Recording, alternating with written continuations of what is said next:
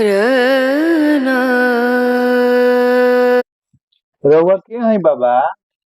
हम हैं भिखारी ठाकुर। तो अब फेर से जन्म लेनी है का? हाँ, तो अब का करेम? नाटक करेम, लिखेम, यही सब करेम। अच्छा अच्छा, पिछलका जन्म में रउआ एगो बेटी बेचवा नाटक लिखले रहनी, रउए न लिखल रहल? हाँ, हमने लिखे रही। रउए लिखले रहनी? हाँ, ओ अच्छा, रउआ तो ई ओ जमाना में लिखले रहनी, ए जमाना में कुछ अंतर बुझाता ई नाटक बेटी बेचवा पर कुछ? हाँ, अंतर तो बहुत बुझाता। का अंतर आइल बा? यही कि पहले लोग बेटी के बेचत रहे, अब बेटा के बेचता।